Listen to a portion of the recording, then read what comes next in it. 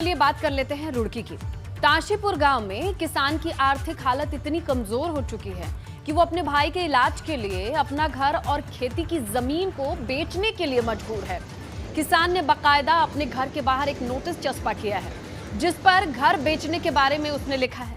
बताया यह जा रहा है कि किसान का इकबालपुर शुगर मिल पर 2 सत्र का करीब 8 लाख रुपए बकाया है। किसान काफी समय से गन्ना बकाया भुगतान के लिए अधिकारियों के पास चक्कर काटता रहा, गुहार लगाता रहा, मगर अधिकारियों ने इस ओर दिलचस्पी ही नहीं दिखाई। ऐसे में मजबूर किसान अपने भाई के कैंसर के इलाज के लिए अपना घर, जमीन सब कुछ बेचने को मजबूर है। छोटा भाई अपोलो में भर्ती है, 9 लाख रुपए खर्चा आ गया उस पर और 8.5 लाख रुपए हमारे मील पर पड़े, 17, 18, 18, 19 के। और हमने डीसी साहब को भी लिखा, उन्होंने भी चिट्ठी लिखी मिल के लिए, मिल ना मना कर दीजिए, मेरे पास कोई पैसा नहीं आया अभी। मंत्रियों को भी कहा, प्रशासन को भी कहा, सब एक दूसरे को झुट्टा आश्वासन देना, कोई नहीं सुनवा पूरी। अब मकान बेच के कुछ पैसा अपना इलाज में लगाओगे, कुछ और देखेंगे। तो इस किसान की परेशानी आपके सामने है, उसने आप बीती भी सुना दी है, उसकी जुबानी सुन लिया। चलिए अब जानने की कोशिश करते हैं कि तमाम वादे किए जाते हैं, लेकिन वो वादे जाते कहां हैं जब आम इंसान, आम किसान इस तरीके से परेशान है। कांग्रेस उपाध्यक्ष सूर्यकांत धस्माना हमारे साथ मौजूद हैं, उनसे जानने की कोशिश करते हैं कि उनके क्या विचार हैं, पार्टी के क्या विचार है। धस्माना जी, एबीपी गंगा पर स्वागत है आपका। हमने यतीश्वरानंद जी को भी फोन लगाने की कोशिश की, उनका फोन तो नहीं लगा, ना ही उन्होंने उठाया। आप क्या कहना चाहेंगे? किसानों की ये समस्या बहुत नई नहीं है।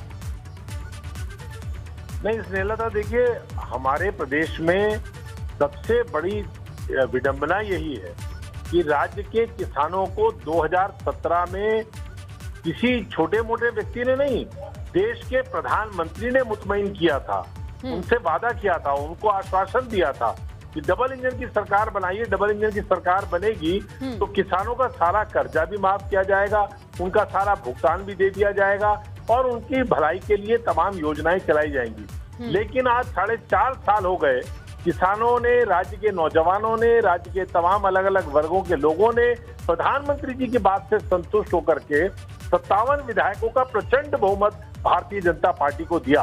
आपको आश्चर्य होगा, कर्जा माफ होना दूर, इनका बकाया मिलना दूर, राज्य में 17 किसानों ने पिछले 4.5 वर्षों में आत्महत्या कर ली।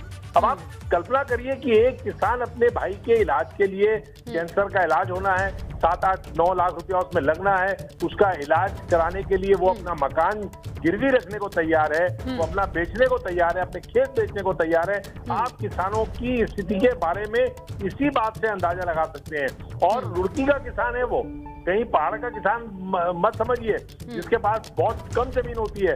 रुड़की में संपन्न किसान है। अगर राज्य के संपन्न किसानों की स्थिति इतनी खराब हो चुकी है तो आप कल्पना कर सकते हैं कि पूरे राज्य का छोटा किसान, उसकी क्या हालत होगी। ये प्रदेश के अंदर बहुत स्थितियां खराब हैं। राज्य के अंदर किसानों के बारे में इस 4.5 साल में कोई भी निर्णय इस प्रदेश की सरकार ने नहीं लिया। देखिए, वो सोचते हैं कि इनके, देखिए अब चुनाव भी नजदीक है सूर्यकांत जी, कई तरीके के मुद्दे उठाए जाते हैं। कांग्रेस की रणनीति क्या होगी? देखिए, एक किसान की तो हो सकता है खबर चलिए मदद हो जाए, बाकी ऐसे कितने किसान हैं, उनकी मांग को उठाने के लिए क्या रणनीति है? स्नेहलता, कांग्रेस ने लगातार किसानों के बारे में पूरे 4.5 वर्ष इस राज्य की सरकार की किसान विरोधी नीतियों का न विरोध किया केवल, बल्कि हमने किसानों को कहा कि हम लोग सरकार में आएंगे तो हमारी आम शौहरत है।